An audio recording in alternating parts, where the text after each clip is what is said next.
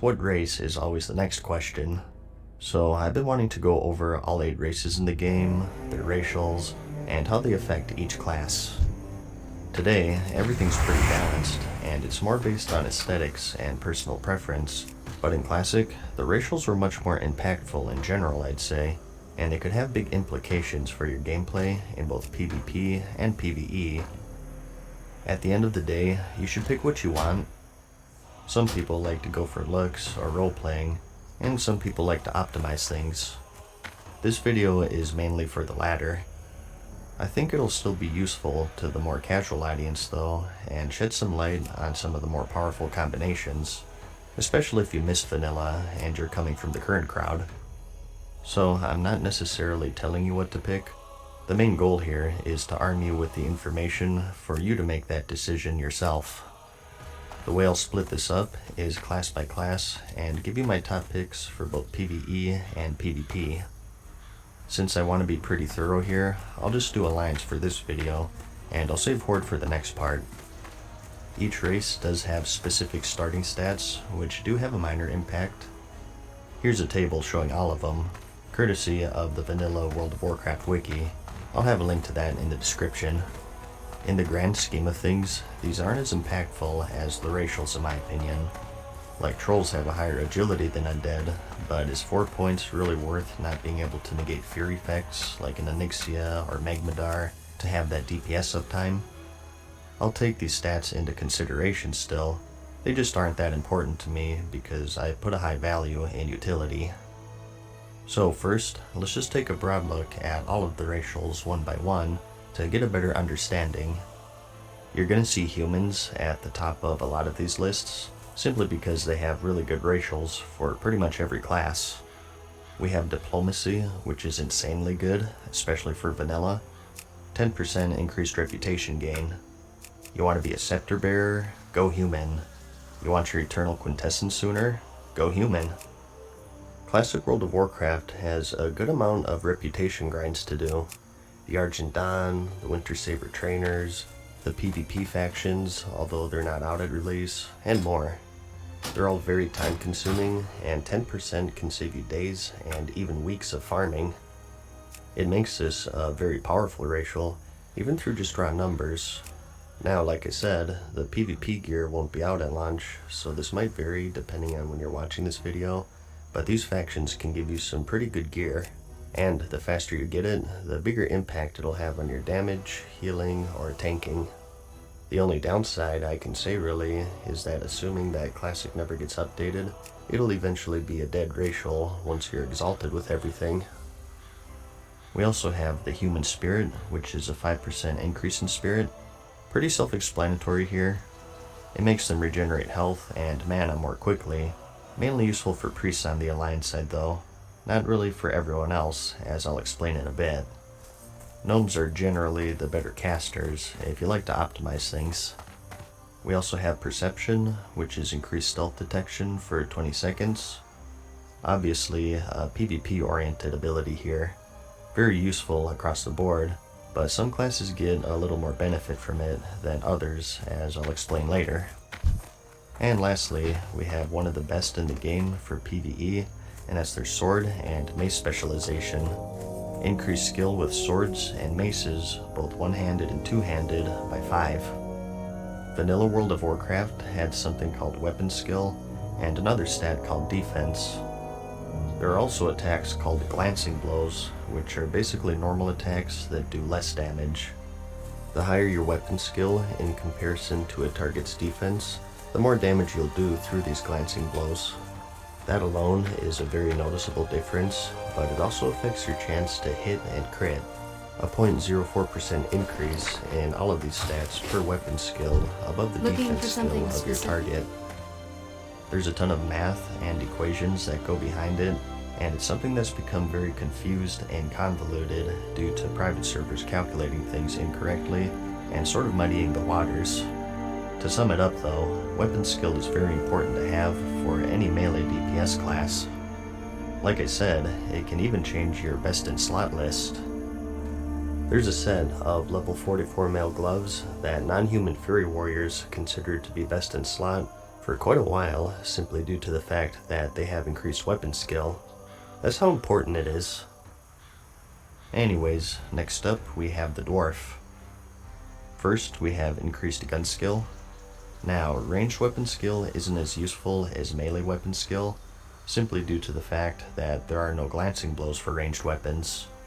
You'll still get the added benefit of a higher chance to hit, but it's not anything huge. Some would even say negligible, and I'll go into further detail with that when we get to the hunter. We also have stone form, which makes you immune to bleed, poison, and disease effects for 8 seconds, also increasing your armor by 10%. This is great to have in both PvE and PvP. In PvP, it clears things such as the rogue's crippling poison, a long Udikite, an undead priest's devouring plague, which is big, and in Classic, there are a bunch of really horrible diseases that lasted for a really long time. It was so bad that if I was on my paladin in a major city back in the day, I'd get whispers all the time from diseased people asking me to cleanse them. So one of the best racials in my opinion. Note that there is a consumable in the game called the Jungle Remedy, which is sort of like a mini stone form. This cures just diseases and poisons, and it doesn't make you immune. Some people consider this as a half replacement to the racial, so you can sometimes sort of have the best of both worlds. For this video, I don't count consumables because really, there are a ton of other ones. Do invisibility potions count as a replacement to Shadow Meld? What about free action potions versus escape artist? It's too variable to consider all of this, so I think the best way to do it is to just assume it's an even playing field of just racials versus racials. If you want to consider consumables like this, I'll leave that up to you. Anyways, back on subject here. They also have plus 10 frost resistance, which is useful more for the final raid of vanilla, which is of course next Ramus, and also find treasure, which marks chests on your minimap. Kind of handy for gold making, but one thing that sucked about it is that you could only track one resource at a time, meaning that you'd have to choose between this or find herbs or mineral veins if you had herbalism or mining. And next up, we have the gnome. First we have Escape Artist, which is escape the effects of any immobilization or movement speed reduction effect. A 0.5 second cast, and a 1 minute cooldown. This is pretty useful. I never really cared for the cast time. Good day to you. You can't use it on the move, and you're almost stunning yourself for half a second to clear a route or a slow. And PvP wise, a lot of the slows that you'll be worried about will be things like crippling poison or frostbolt, and that's stuff that's applied over and over anyways. It doesn't have the benefit of stone form, where it not only clears it, but it also makes you immune for a short period. Have a The good good one. trade-off though is the much shorter cooldown, so it's still pretty powerful. Next we have Expansive Mind, which is a 5% intelligence increase. Intellect increases your mana and also your chance to crit, so this makes gnomes an appealing choice for casters in particular. They also get 15 more points in engineering, which is definitely handy considering it's probably the most expensive profession to level in vanilla. And lastly, they get 10 arcane resistance, which isn't too useful. For Classic, you really wanted either Fire, Nature, or Frost, since those are the most common spells in raiding. And Shadow for PvP. And this is kind of funny, but back in the day, when you hit water that was deep enough to swim in, it would knock you off of your mount. Since gnomes are the shortest race, they have the biggest trouble with this. There are rivers or spots that you can jump across no problem and stay on your mount with every other race, whereas the poor gnomes can struggle to keep up. Kind of silly, but I thought I'd mention it in case it mattered to some of you out there.